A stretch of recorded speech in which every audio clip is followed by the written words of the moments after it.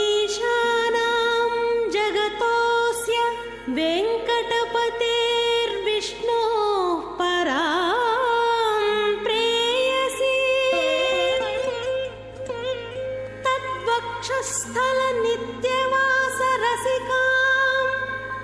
तत्क्षान्तिसंवर्धिनीं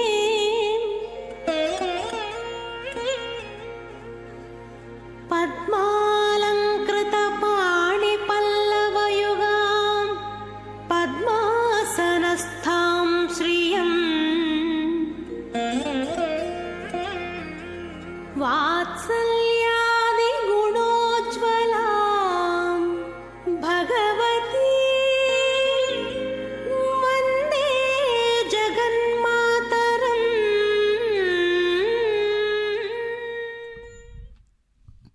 ಓಂ ಶ್ರೀ ಮಹಾಲಕ್ಷ್ಮೀ ನಮಃ. ನಮಸ್ತೇಸ್ತು ಮಹಾಮಾಯೆ ಶ್ರೀಪೀಠೆ ಸುರಪೂಜಿತೆ சங்கச்சக்கர கதாஹஸ்தே மகாலட்சுமி நமோஸ்துதே என்று அந்த பத்மாவதி தாயாரை செவித்துக்கொண்டு இன்றைய கல்யாண உற்சவத்தின் நேரடி ஒளிபரப்பின் வர்ணனையாளர் திருமதி ஏ அருணா. இதோ பாஞ்சராத்திர ஆகம விதிமுறைப்படி ஆரம்பமாகும் திருக்கல்யாண மகோத்சவத்திலே முதலில் சங்கல்ப மந்திரங்களை தொடர்ந்து இதோ இப்பொழுது சேனா முதலி எனப்படும் விஸ்வக்சேனருக்கு ஆராதனை சித்தி புண்ணிய வசனத்தை நேரடி ஒளிபரப்பில் சேவிக்க இருக்கிறோம். திருச்சானூர் கோவில் உள்ளே இருக்கும் மண்டபத்திலிருந்து இந்த திருக்கல்யாண மகோத்சவம் நேரடி ஒளிபரப்பினை சேவித்துக் கொண்டிருக்கிறோம். பக்தர்களே, இன்று ஆவணி மாதம் 13வது நாள் ஆனி மாதம் மற்றும் வியாழக்கிழமை சஷ்டி திதி சதயம் நட்சத்திரத்துடன் கூடிய இந்த குருவார வேளையிலே அந்த தாயாரை திருக்கல்யாண மகோத்சவத்திலே சேவிக்க உள்ளோம். தாயாரை திருமணம் செய்து கொள்வதற்காக ஸ்ரீனிவாசன் இங்கே எழுந்தருளி அந்த தாயாருடனே பக்கத்திலேயே அமர்ந்திருக்கிறார். புஷ்பாலங்கிருத பூஷிதளாய் புஷ்பங்களால் அலங்காரம் செய்யப்பட்ட அந்த திருச்சானூர் தாயாரை சேவித்துக்கொண்டு இதோ கல்யாண உற்சவத்திற்காக பக்தர்களை வரவேற்கிறோம். அழகான இந்த பூலோகத்தில் அலர்மேல் மங்கை அவதரித்த வரலாறானது அற்புதமானது. 1000 இதழ்கள் கொண்ட தாமரையில் அந்த தாயார் பத்மாவதி தேவியாக அவதரித்தது சிறப்பாகும்.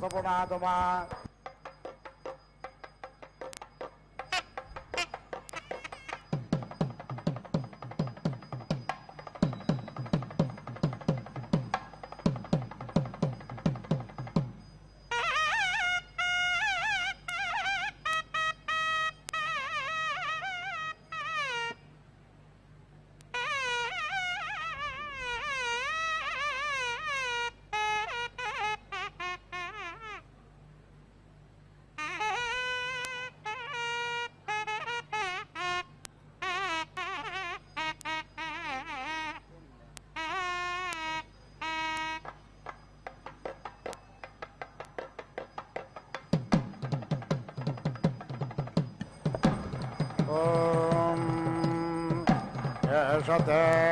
नरवते भोगस्तञ्जोगस्वस्वाहाग्निने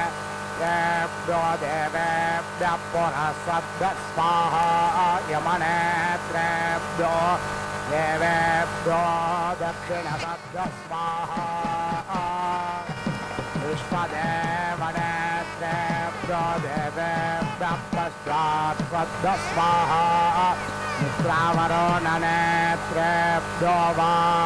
वरुणेत्रेभ्यो वा देवेभ्यः उत्तरसद्भ्यः स्वाहा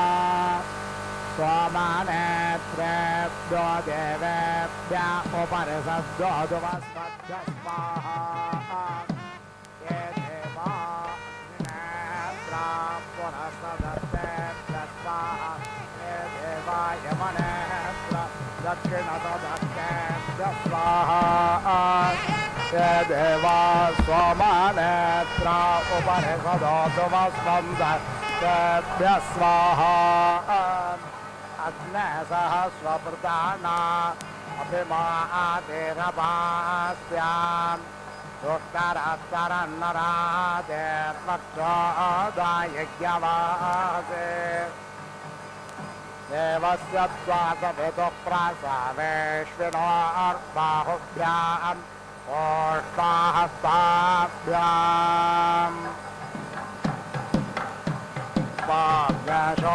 स्वाभ्यशोर्वेर्येण जोमिहदज्ञ रक्षस्वाहा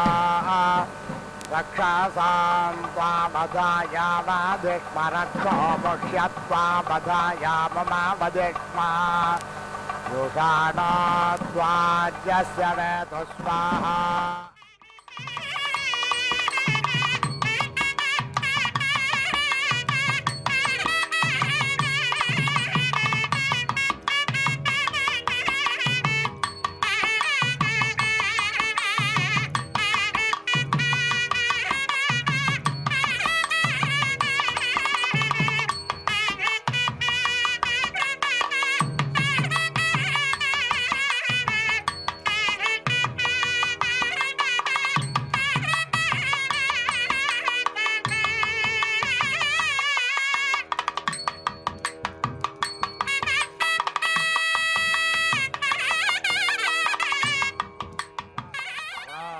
ममुष्मे देहे अर्थे दस्तराकृदाराष्ट्रं मे दत्त स्वाहार्थे दस्तराकृदाराष्ट्रममुष्मे दत्ताम् ओजस्वते स्थराकृदाराष्ट्रं मे दत्त स्वाहोजस्वते स्थराकृदाराष्ट्रममुष्मे दत्ताम् आपः परिवाहिने स्थराकृदाराष्ट्रं मे दत्त स्वाहापः परिवाहिने स्थराकृदाराष्ट्रममुष्मे दत्ताम् अपां पतेरसिराकृदाराष्ट्रं मे देहि स्वाहापां पतेरसिराकृदाराष्ट्रममुष्मे देहि अपां गर्भोऽसिराकृदाराष्ट्रं मे देहि स्वाहापां गर्भोऽसिराकृदाराष्ट्रममुष्मे देहि सूर्यावर्चसस्थराकृदाराष्ट्रं मे दत्त स्वाहा सूर्यावर्चसस्थराकृदाराष्ट्रममुष्मे दत्ता सूर्यत्वचस्थराकृदाराष्ट्रं मे दत्त स्वाहा सूर्यत्वचस्थराकृदाराष्ट्रममुष्मे दत्ता प्रजाक्षितस्थराकृदाराष्ट्रं मे दत्त स्वाहा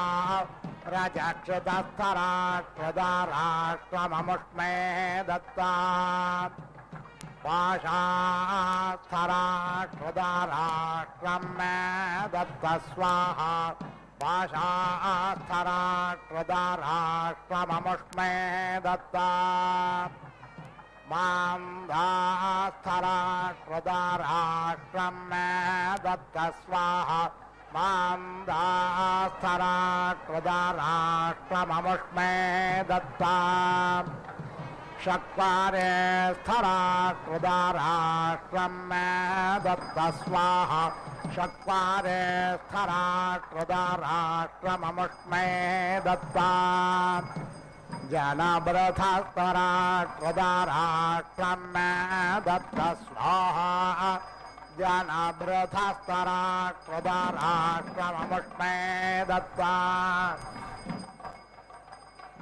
विश्वबृहस्थराकृदाराष्ट्रं मे दत्त स्वाहा विश्वबृहस्थराकृदाराष्ट्रममुष्मे दत्ता श्रेष्ठास्थराकृदाराष्ट्रं मे दत्त स्वाहा श्रेष्ठास्थराकृदाराष्ट्रममुष्मे दत्ता आपस्वाराज्ञस्थराकृदाराष्ट्रममुष्मे दत्ता सम्मधो मतेर्मधो मतेभ्यः पृच्छन्तां महे क्षत्रियाय वन्दनाः अनाधृष्टास्य ददसहौजसा महि क्षत्रियाय दधतेः सविता त्वा प्रसवानाग् सुमतामग्निर्गृहपातेनाग् सोमो वनस्पतेनाम् बृहस्पतिर्वाच इन्द्रो ज्येष्ठ्याय रुद्रः पाशूनां मित्रस्वत्याय वरुणो धर्मापतेनाम् इमं देवा असपत्नज्ञसोमध्वं महते क्षत्राय महते ज्येष्ठ्याय ये मामुष्या पुत्रममुष्या पुत्रमस्ये विषे एष वः परमो राजेश वः पञ्चाला राजा सोमोऽस्माकं ब्राह्मणानाग्रराजा सोमस्य त्वहेरस्य अग्नये स्वाहा सोमाय स्वाहा सवित्रे स्वाहा सरस्वत्यै स्वाहा ओष्णे स्वाहा बृहस्पतये स्वाहा इन्द्राय स्वाहा गजाय स्वाहा श्लोकाय स्वाहा घोषाय स्वाहा भगाय स्वाहा अर्यम्ने स्वाहा सवितुर्वप्रसव उत्पोनाम्यच्छुद्रेण पवित्रेण सूर्यस्य रश्मिभिः अने भ्रष्टमसि भाजो बन्धुत्वभोजा सोमस्य धात्रमसि स्वाहा राजस्वाहा सधमाधोद्युम्नेरापायेता अनाधृष्टा अपस्योवसानाः वत्स्यासु चक्रे वरुणसधस्थामपाग्ने शिशुर मातृतामास्वन्तः क्षत्रस्योल्बामसि क्षत्रस्य जरायुवसि क्षत्रस्य नाभेरसि क्षत्रस्य योनेरसे इन्द्रस्य वार्त्रघ्रमसि त्वयायं वृत्रं वद्यान् मित्रस्यासि वरुणस्यासि रुजासि ध्रुवासि क्षुपासि पादेनं प्राञ्चं पादेनं प्रत्यञ्चं पादेनं तिर्यञ्चं दिग्भपादाम् आविर्मार्या आवित्तो अग्निर्गृहपादेरावित्त इन्द्रो आवित्तः पूषा विश्ववेदा आवित्तो मित्रावरुणो धृतौ रातौ आवित्तेत्या वा पृथिवी विश्वशम्भो आवित्तादितिर्रुषार्मा अवेष्टादन्तशोगा प्राजेमारोह गायत्रे त्वावतो तथन्तरज्ञसामत्ररुस्तोमो वसन्तर्तो ब्रह्मद्रवेणम् दक्षिणामारोह दृष्टत्वावतो बृहत्सामा पञ्चदशस्तोमाग्रेष्मरतो क्षत्रं द्रवेणम् प्रदेशे मारोह जगाते त्वावतो वैरूपज्ञसामा सप्तदशस्तोमा वर्षारतुर्विद्रवेणम् देजे मारोहानुष्टुप्त्वावतो वैराजज्ञसामैकविज्ञसस्तोम शरधृत फलं द्रवेणम् ऊर्ध्वमारोह पङ्क्तिस्त्वावतो शाक्वरैवते सामाने तृणवत्रयस्त्रिज्ञसौ त्वमो हेमन्तशिशिर ऋतो वक्षो द्रवेणम् प्रत्यस्तन्नमो च शिराः सोमस्य त्विषेरसि तमेव मे त्विषद्भूयात् मृत्योः पाह्योजोऽसि सहोऽस्यमृतमसि हिरण्यरूपा उषसो विलोक उभा इन्द्रावुदित सूर्यश्च आरोहतं वरुणमित्रगर्तं ततश्चक्षधामदिदिन्दिदिं च मित्रोऽसि वरुणोऽसि सोमस्य त्वाद्युम्नेनाभिहिञ्जाम्यग्निर्भ्राजसा सूर्यस्य वर्चसा इन्द्रस्येन्द्रियेण मरुता मोजसा क्षत्राणां क्षत्रपतिरेध्यते दिव्योन्पाहे इमं देवा असपत्नज्ञसो मध्वं महते क्षत्राय महते ज्येष्ठ्याय महते जनराज्याय ममुष्य पुत्रममुष्या पुत्रमस्य विषे एष वः कुरभो राजेश वः पञ्चाला राजा सोमोऽस्माकं ब्राह्मणानाग्रराजा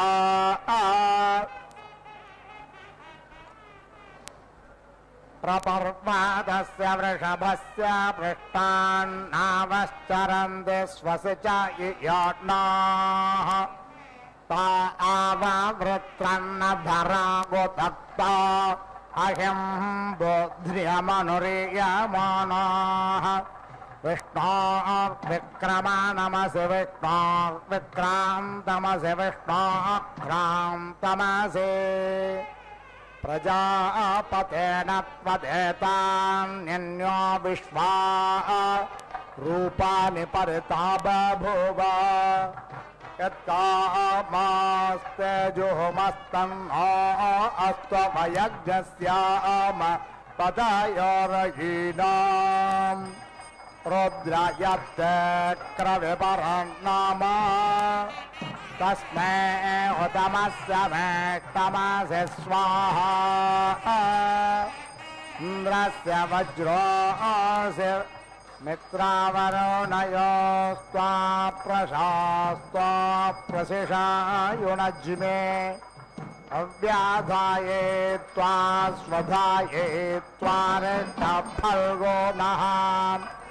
मरुताम्रसवेन जयापाममनसा समिन्द्रियेण माता इन्द्रते वयं दोराशालयुक्तासो अब्रह्मता विदसामा तिष्ठारथमधियद्वज्रहस्तारश्मिन् एव युवसेष्वश्वान् अग्नये गृहपादये स्वाहा सोमाय वनस्पतये स्वाहा इन्द्रस्येन्द्रियाय स्वाहा मरुतामोजसे स्वाहा पृथिवीमातर्मामाहिग्रसेर्मो अहं त्वाम् अग्रशस्योजषत्वसोरन्तरिक्षसद्धोता वेदिषदते धर्दुराणसत् वृषद्वारसधृतसद्यो मसदब्ज गोजाऋतजा अद्रिजाऋतं बृहत् यया तस्यायोरस्यायोर्मेदेहि युङ्गासि वर्चो मेदेये ऊर्जस्योर्जम्मये देहेन्द्रस्य वां बाहो वीर्यकृता उपावाहरामे स्योनासे सुषदासे क्षत्रस्य योनिरसे स्योनामासे दशुषधामासे दक्षत्रस्य योनिमासे निशसा दधृतौ स्वा साम्राज्याय सुक्रतोः अभिभोरस्य नामेतास्ते पञ्चदिशः कल्पन्ताम् ब्रह्मज्ञस्त्वं ब्रह्मासि सवितासि सत्यप्रसवरणसि सत्यौजाः इन्द्रोऽसि विशोजा रुद्रोऽसि सुषेवाः प्रियङ्करश्रेयस्कर भूयस्करः इन्द्रस्य वज्रोऽसि तेन मे रथ्या अग्निपृथर्धर्मानस्पतिर्जुषाणो अग्निपृथर्धर्मानस्पतिः आद्यस्य हविषो वेद स्वाहा स्वाहा सूर्यस्य रश्मिभर्यतध्वग् स जातानां मध्यमेष्ठ्याय सवित्रा प्रासवित्रा सरस्वत्या वाचा वक्रारूपे पोष्टा पशुभिरिन्द्रेणास्मै बृहस्पतिर्न ब्रह्मणा वरुणेन ओजसाग्निना तेजसा सोमेन राज्ञा विष्णुना देवताया दशम्यमै यज्ञं विष्णुमा प्रवाने अश्वेभ्यां वच्चस्व सरस्वत्यै वच्चस्वेन्द्राय सूत्रां न वच्चस्व वायो भूतः पवित्रेण प्रत्यं सोमो अतिश्रुतः इन्द्रस्य यज्ञसखा सुविदङ्गयवामन्तो यवञ्चिद्यथादान्यानुपूर्वं धियो इह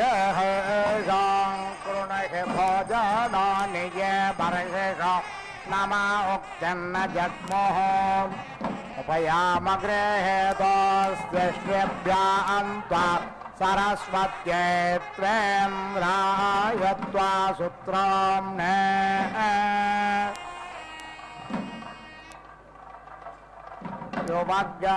युवज्ञासुरामामश्विना नमो च असुरे स च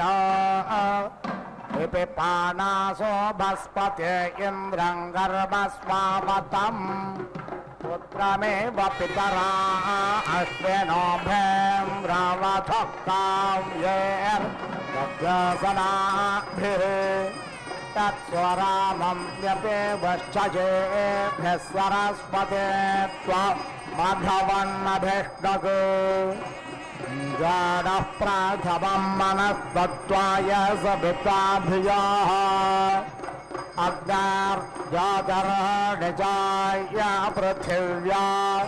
अध्या भारत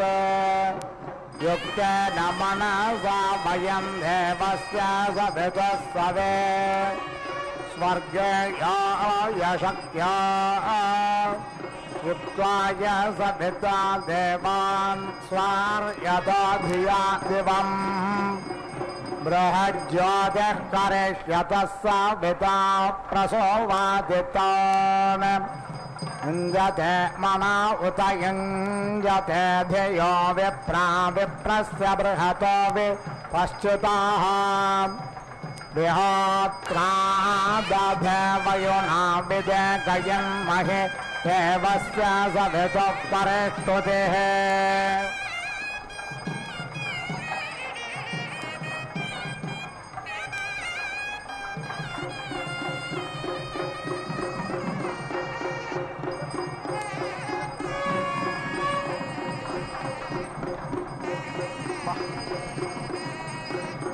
वां ब्रह्मा भूर्जन्नमो धर्मिश्लोक येतो पथ्येव सूरे शृण्वन्त विष्णे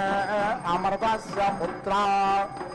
ये धामानि दिव्यानि तत्सुः यस्य प्रयाणमन्वन्ययद्ययोर्देवा देवस्य महिमा नमोजसा यः पार्थिवानि विममे स एतसो रजाग्नसि देवस्य पितामहित्वना देवासवेद प्रसोव यज्ञं प्रसोव यज्ञपतिं भगाय दिव्यो गन्धर्वः तपोः केदं पुनातु वाचस्पतिर्वाचन्नस्पदतु इमं देवसवितर्यज्ञं प्रणय देवो यज्ञ सख्यविदग्ध सत्राजितं धनजितज्ञ स्वर्जितम् प्रजास्तोमज्ञ समर्थय गायत्रेण रथन्तरं बृहद्गायत्र वर्तने स्वाहा देवस्य त्वासवितुः प्रासावेश्विनोर्बाहुभ्यां पोष्टाहस्ताभ्याम् आददेव यत्र न छन्दसाङ्गिरस्वत्पृथिव्या सदत्थादग्निं पुरेष्यमङ्गिरस्वदाभरा श्रेष्ठोभेन छन्दसाङ्गिरस्वत् अभ्रिरसि नार्यसि त्वया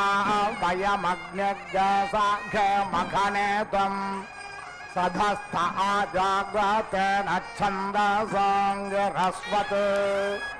हस्ता आदाय सविता बिभ्रदभृगैरन्ययेम् अग्नेर्जाधर्निचाय पृथिव्या अध्याभरदानुष्टभेन छन्दसाङ्गिरस्वत् प्रदोर्तं जन्मार्द्रवरेष्टामनोसम्पतम् दिविते जन्म परममन्तरिक्षे तवनाभिपृथिव्यामधियो निरुत इन्द्राधारासाभैयुवमस्मे यामे मृषन्वसो अग्निं भरं दमस्मयुम् योगे योगे तवस्तारं वाजे वाजे हवामहे सखाय इन्द्रमूतये प्रतोर्वन्नेह्यवक्रामन्नसस्ते रुद्रस्य गानपत्यं मयो भोरेहि कुर्वन्तरिक्षं मे स्वस्ति गौयोतिरभ यानि कृण्वन् भोष्णासयुजा सह पृथिव्या सदस्थादग्निं वरेह्य मङ्गिरस्वदाभरा अग्निं वरेह्य मङ्गिरस्वदच्छे मोग्निं वरेह्य मङ्गिरस्वद्भरिष्यामः अन्वग्निरुषसामग्रामख्यदन्वहान् प्रथमो जातवेदोः अनसौर्यस्य पुरुत्रा च रश्मेन नद्यावाः पृथिवी आतादन्था आगत्यावाज्यध्वानज्ञ सर्वामृधो निदोनुत अग्न्यज्ञ सधस्थ महति चक्षुषा निचेकेशते आक्रम्य वाजन् पृथिवीमग्निमिच्च रुचा त्वम् भूभृत्वाय नो ब्रूहि यतः खडे मतं वयम् योस्ते पृष्ठं पृथिवी सधस्थमात्मान्तरिक्षज्ञ समुद्रो योनिः वीक्षाय चक्षुषा त्वमभितिष्ठपृतं यतः उत्क्राममहते सौभागायास्मादास्थानां द्रविणोदावाजिन् पयज्ञस्यामसो मतौ पृथिव्या अग्निखणन्त उपस्थे अस्याः उदक्रमे द्रविणो दावाज्यर्वाकस्वलोकज्ञ सुकृतं पृथिव्याम् ततः खणेमसु प्रदेकमग्निज्ञस्फोरुहाना अधिनाकमुत्तमम् आत्वा जघर्मि मनसा घृतेन प्रतिक्षयन्तं भुवनानि विश्वा पृथुं ते रश्चावयसा बृहन्तं व्यचेष्टमन्ये रभसमृषाणम् अविश्वतः प्रत्यञ्चं जघर्म्य रक्षसा मनसा तज्जोषेत मर्यश्रे स्पृहयत्वर्णो अग्निर्नाभिमृशे तन्वाजर्भोराणः परिवाजापदे कविरग्निर्हव्यान्यक्रमेत् दधद्रत्राणि दासुषे परित्वाग्नेपुरं वयं विप्रज्ञसहस्य धीमहे दृषत्वार्णं दिवे दिवे भेत्तारं भङ्गुरवताम् त्वमग्नेभ्यस्तमासु सूक्षनिस्त्वमद्य त्वमश्मानस्परे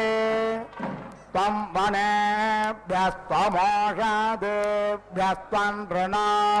नृपते जायसे शुचिः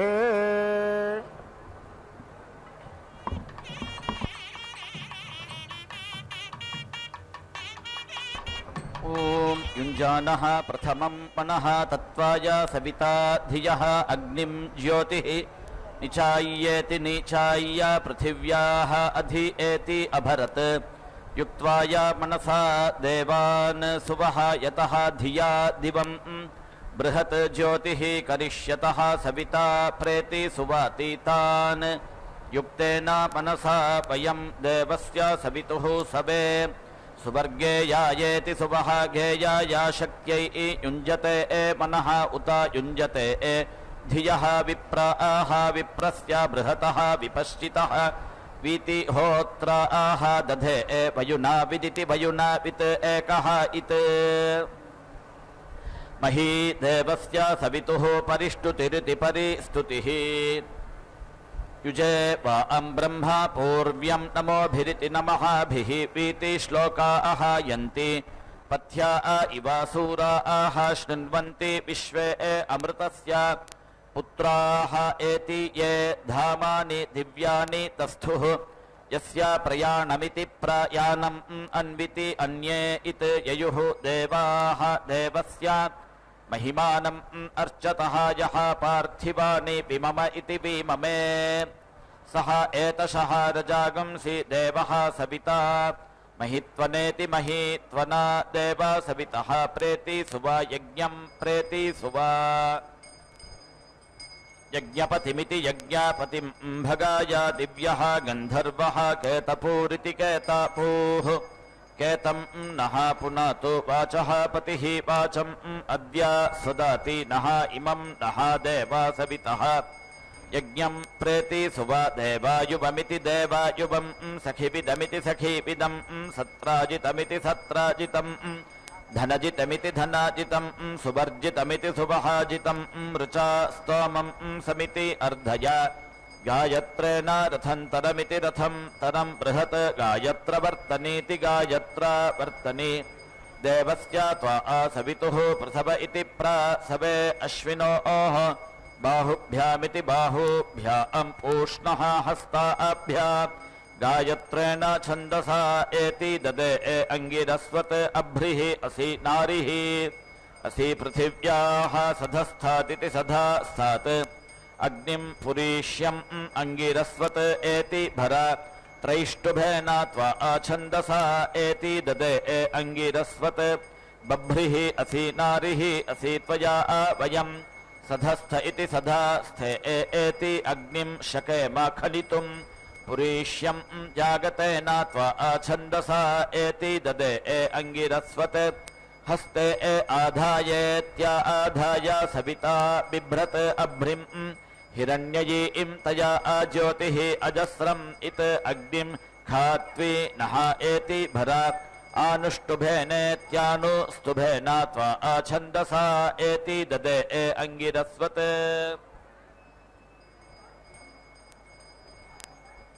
इमाम् अगृह्णन् रशनां ततस्य पूर्वे आयुषे विदथेषु कव्या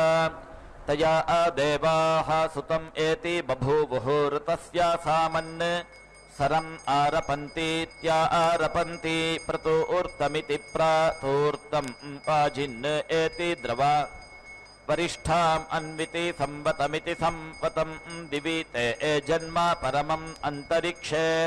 नाभिः पृथिव्याम् अधीति योनिः युञ्जाथाम् रासभम् युवम् अस्मिन् यामे वृषन् वसु इति वृषन् वसु अग्निम् भरन्तम् अस्मयुमित्यस्मायुम् योगे योग इति योगे योगे तवस्तरमिति तवः तरम् वाजे वाज इति वाजे वाजे हवामहे सखायः इन्द्रम् ऊतये प्रतूर्वन्निति प्रातूर्वन् एति इहि अवक्रामन्नित्यवाक्रामन् अशस्तीः रुद्रस्य गाणपत्यादिति गाणपत्यात् मयो भूरिति मयः भूः एति इहि उरु अन्तरिक्षम् अन्विति इहि स्वस्ति गव्यूतिरिति स्वस्ति गव्यूतिः अभयानि कृण्वन् पूष्णा सयुजेति सायुजा सह पृथिव्याः सधस्थादिति सधास्थात् अग्निम् पुरीष्यम् अंगिरस्वत् अच्छा इहि अग्निम् पुरीष्यम् अंगिरस्वत् अच्छा इमः अग्निम् पुरीष्यम् अंगिरस्वत् भरिष्यामः अग्निम् पुरीष्यम् अंगिरस्वत् भरामः अन्विति अग्निः उषसाम् अग्रम् अख्यत् अन्विति अहानि प्रथमः जातवेदा इति जाता वेदाः अन्विति सूर्यस्य पुरुत्रेति पुरुत्रेति पुरुत्रा च रश्मीन् एति द्यावा पृथिवी अन्विति द्यावा पृथिवी इति द्यावा पृथिवी एति तथा न आगत्येत्या आगत्य वाजी अध्वनः सर्वाः मृधः वीति धूनुते अग्निं सधस्थ इति सधास्थे महति चक्षुषा नीति चिकीषते आक्रम्येत्या आक्रम्य वाजिन् पृथिवीम् अग्निम् इच्छा रुचा त्वं भूम्या वृत्वाय नः ब्रूहि यतः खनामातं वयं द्यौः ते पृष्ठम् पृथिवी सधस्थमिति सधास्थम् आत्मा अन्तरिक्षम् समुद्रः ते योनिः विख्यायेति वीख्याय चक्षुषा त्वम् अभीति तिष्ठा पृतन्यतः उदिति क्राम महते सौभगाय अस्मात् आस्थानादित्या आस्थानात् द्रविणोदा इति द्रविणः दाः वाजिन् वयं स्याम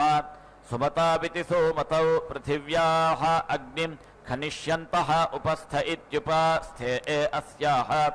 उदिति अक्रमीत् द्रविणोदा इति द्रविणः दाः वाजी अर्वा अकः सः लोकम् सुकृतमिति सुकृतम् पृथिव्याः ततः खनेम सुप्रतीकमिति सुप्रतीकम् अग्निम् सुबहारुहाणाः अधीति नाके उत्तम इत्युत तमे अपः देवीः उपेति सृजा मधुमतीरिति मधुमतीः अयक्ष्माया प्रजाभ्य इति प्राजाभ्यः तासाम् स्थानात् उदिति जिहताम् ओषधयः सुपिप्पला इति सुपिप्पलाः जिघर्मि अग्निम् मनसा घृतेन प्रतीक्ष्यन्तमिति प्रतीक्ष्यन्तम् भुवनानि विश्वा पृथुम् तिरश्चा वयसा बृहन्तम् यतिष्ठम् अन्नम् रभसम् विदानम् एति त्वा जिघर्मि वतसा घृतेन अरक्षसा मनसा तत् जुषस्व मर्यश्रीरिति मर्या श्रीः स्पृहयद्वर्ण इति स्पृहयत् वर्णः अग्निः न अभिमृश इत्यभिमृशे तनुवाजरहृषा नः परीति वाजपतिरिति वाजापतिः कविः अग्निः हव्यानि अक्रमीत दधत रत्नानि दाशुषे परीति त्वा अग्ने पुरं वयं विप्रं सहस्या धीमहि धृषद्वर्णमिति धृषत् वर्णम् दिवे दिव इति दिवे दिवे भेत्तारं भङ्गुरावत इति भङ्गुरावतः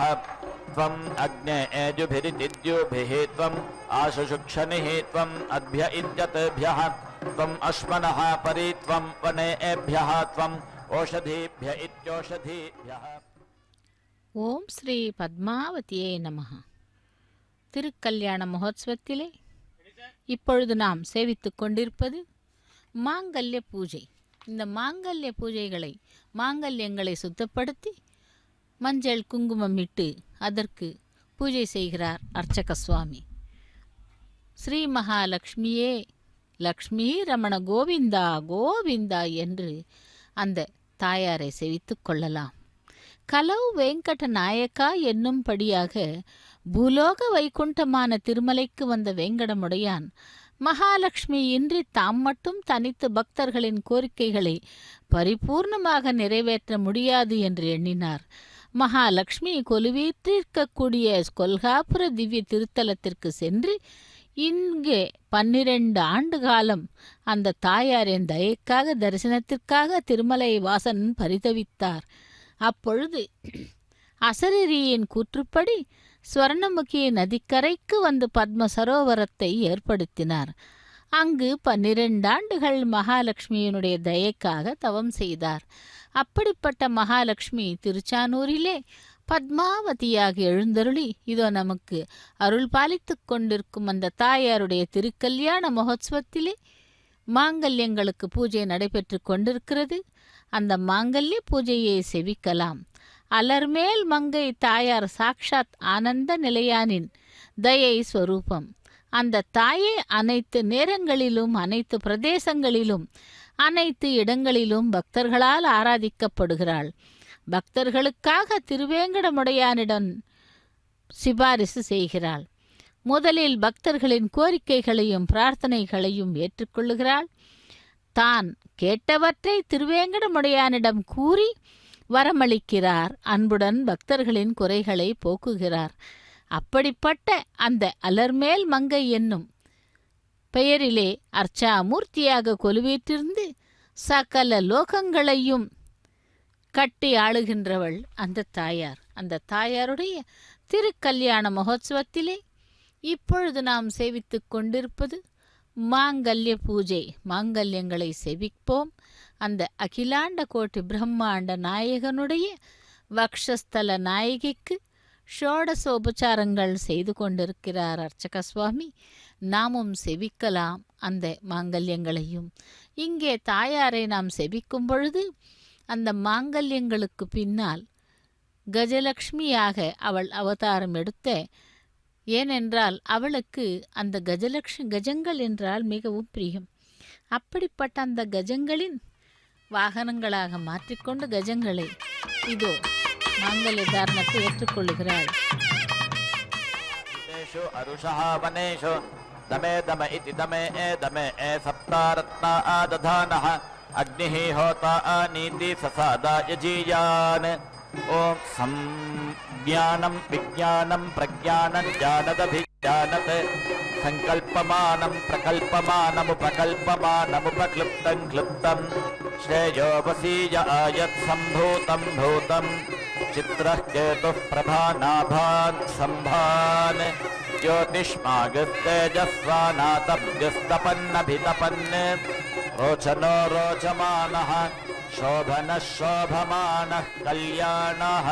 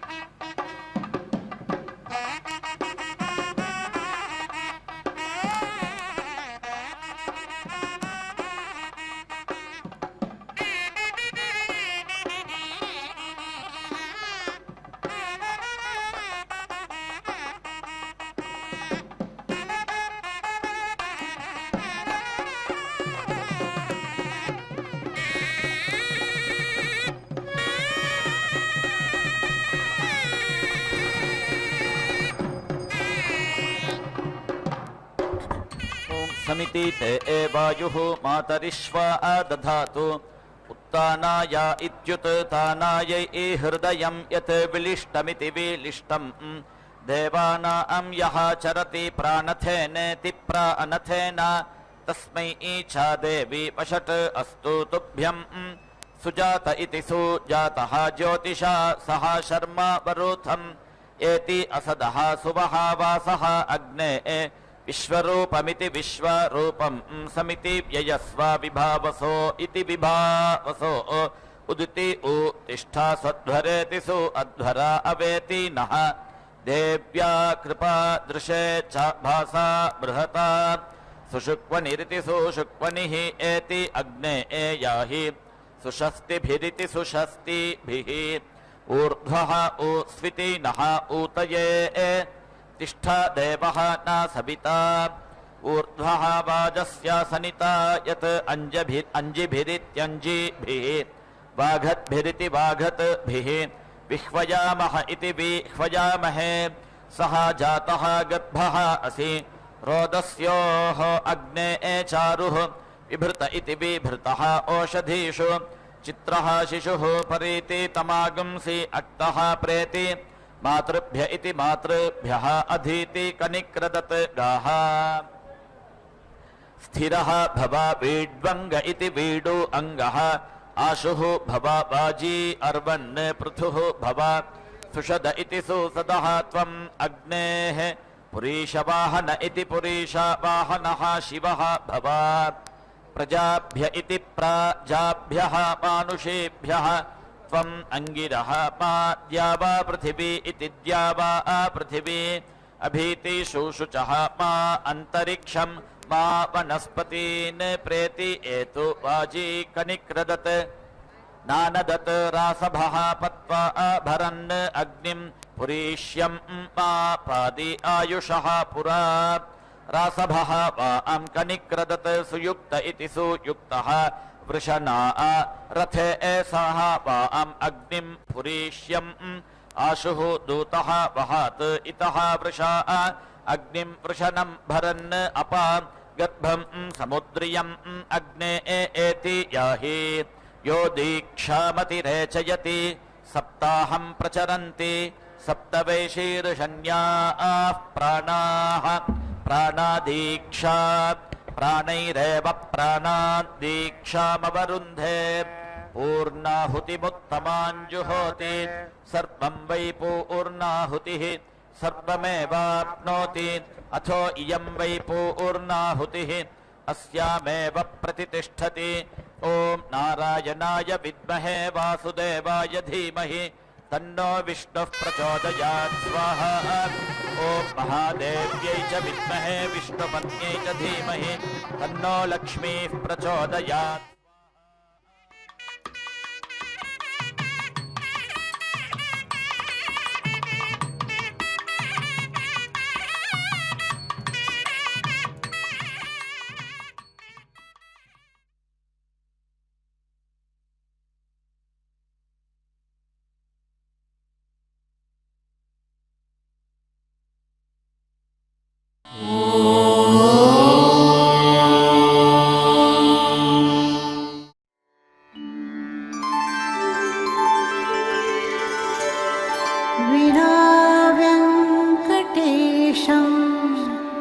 ननाथो